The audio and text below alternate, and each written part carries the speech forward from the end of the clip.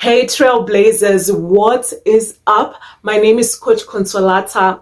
I'm a certified life coach. Today I'm going to be doing a book review of The Richest Man in Babylon, chapter 4, which speaks about the 7 cures of a lean purse. A purse actually symbolizes a wallet, which symbolizes wealth as well. So how can we become wealthy? That's basically what we're talking about today. Before I jump into it, for most of us, not all of us are just entrepreneurs by birth, and sometimes we just have an 8 to 5 or 9 to 5 job, and we don't really have time to have like a million side hustles, like I'm doing this thing, I'm creative there, I'm doing this and that. And when we get home, we're tired. Sometimes we're working on Saturdays, even sometimes when there's demand on Sundays as well. So we don't really have time to invest much into that. But here is a book that I found profound in the way that it actually allows people like you and I to also be able to be wealthy, even though we're just only doing our 8 to 5 jobs. So the very first cure is, for each 10 coins I put in, to spend but 9. What this basically means is that if you're earning $100, you're only going to use $90. The $10 is yours to save. You're not going to touch that money.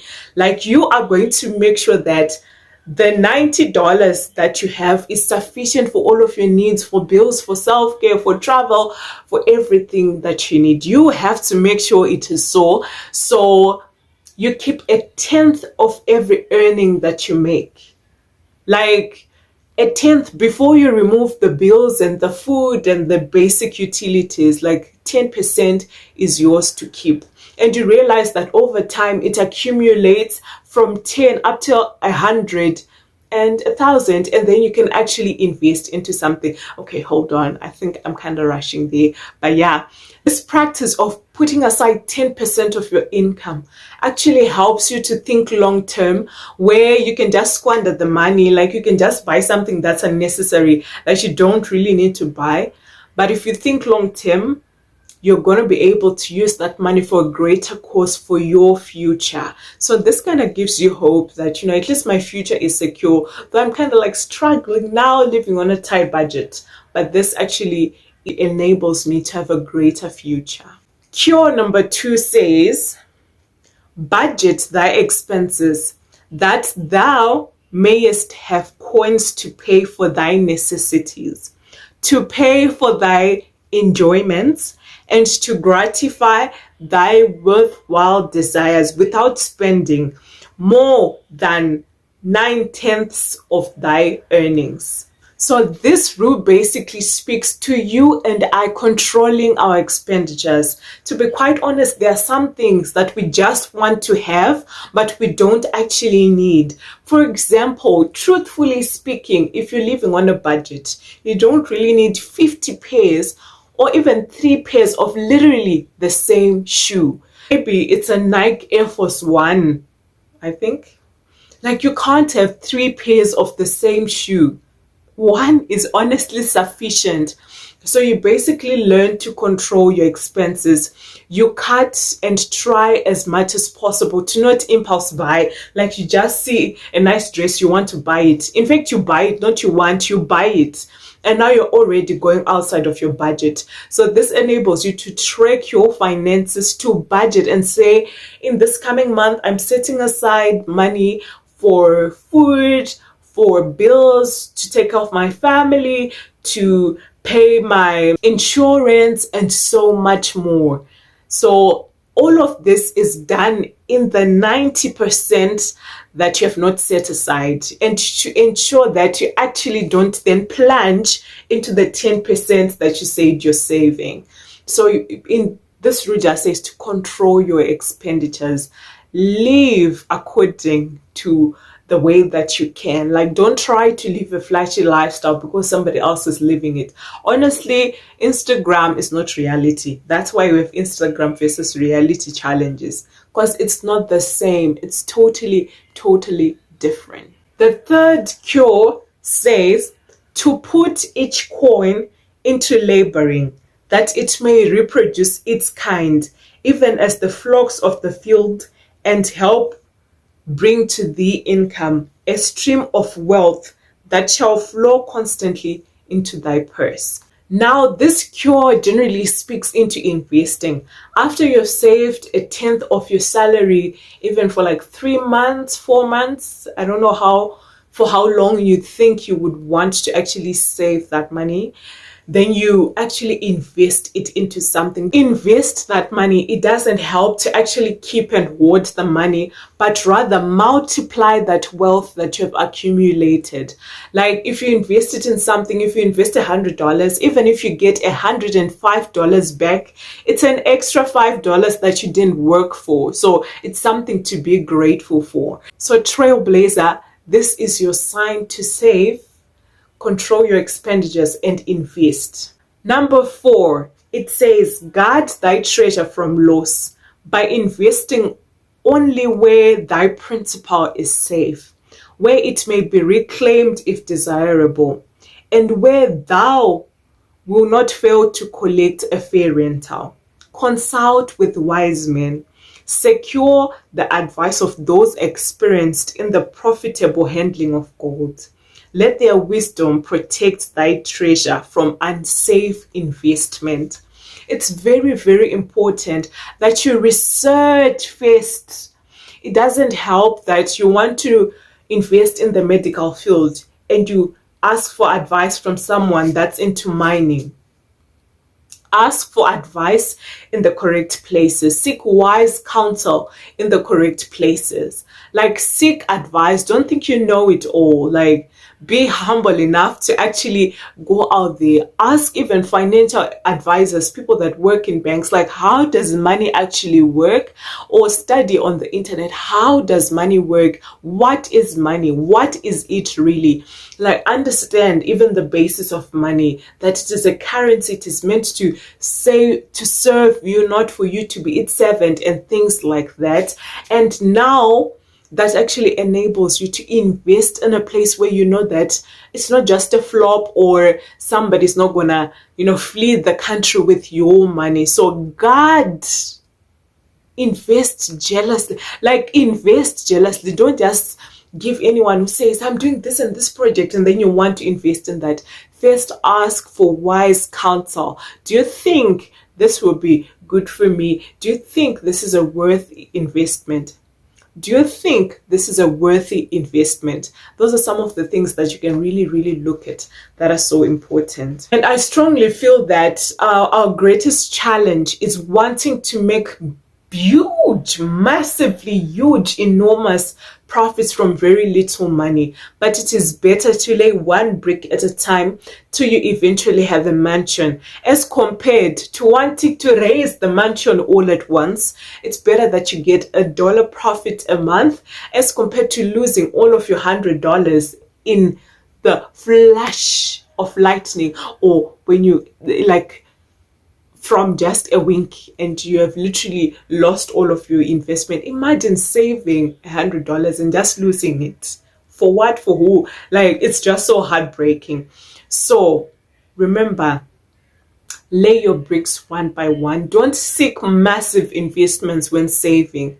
Of course, with time, you also begin to invest larger amounts of money because you have learned how the game works. But when you're starting out, invest a little and learn the game, play the game well, let yourself become familiar with the areas that you're actually investing in. Cure number 5 says to own thy home. My goodness. Cure number 5 actually advises that you and I need to have a home.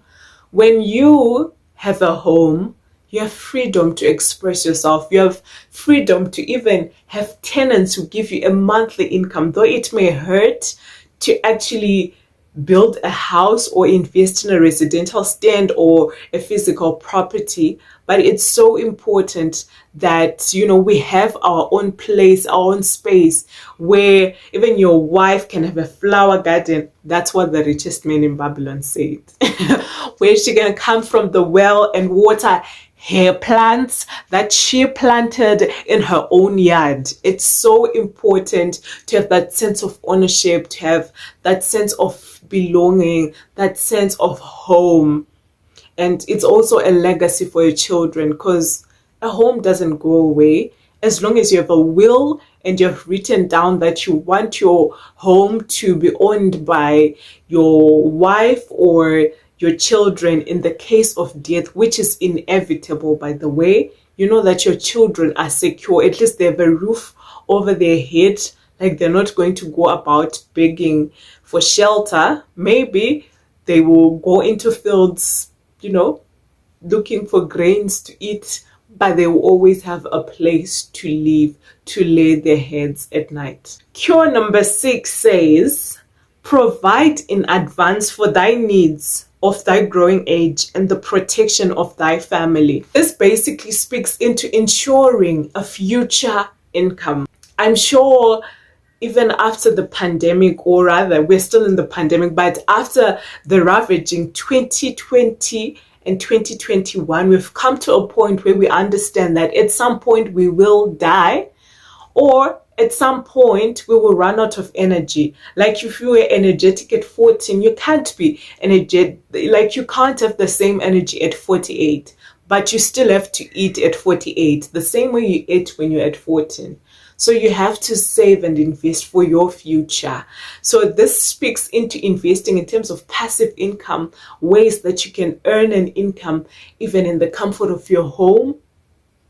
And also, even more important, is to invest in things such as properties, where you earn a constant income on a monthly basis. You know that you're going to earn some sort of money that's going to sustain you and your family. And in the case of health complications and things like that, you know that you have a medical aid, insurance cover, something that's covering you and your family, even a funeral policy that will ensure that your family will not go through troubles and hassles and bustles on your funeral. It is best to invest in lands and houses as compared to hoarding and burying that money. Eventually, money that is hoarded and kept under a mattress or in a hole that's dug underground 6 feet under, the rains may come and ravage that money. You may have a daylight robbery, but if you invest in several businesses, several houses, people can't take that away from you. People can't take that away from your children. It's impossible. Cure number 7 says, cultivate thy own powers to study and become wiser, to become more skillful, to so act as to respect thyself. This speaks to increasing your ability to earn. This speaks to the amount of time that you spend perfecting your skills. The writer goes on to say, as a man perfects his calling, so does his ability to earn increase. As you continue to practice public speaking, as you continue to practice graphic designing, as you continue to practice cutting metals, as you continue to practice singing, practicing warming up your vocals and alternating tempos and variances and stuff like that, you increase your chances of actually earning, because you're putting yourself in a space, in a place where people can actually say, okay, we have tracked her progress. Like, she couldn't speak confidently before, but now she can actually speak confidently. She is a different woman. She's a better and greater version of herself. And that is what we want to see. People will pay for perfection. People will pay to just support you for the progress that you've made from the time that you started.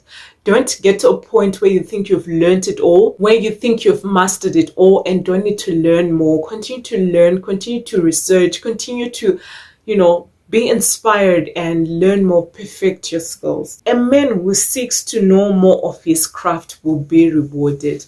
There is a reward for this.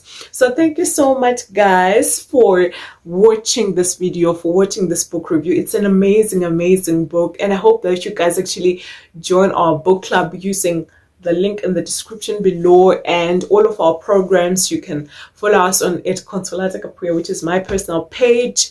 You can follow us at Trailblazing with Consolata, at Princess to My Daddy, at Consolata Kapuya for more inspiring content.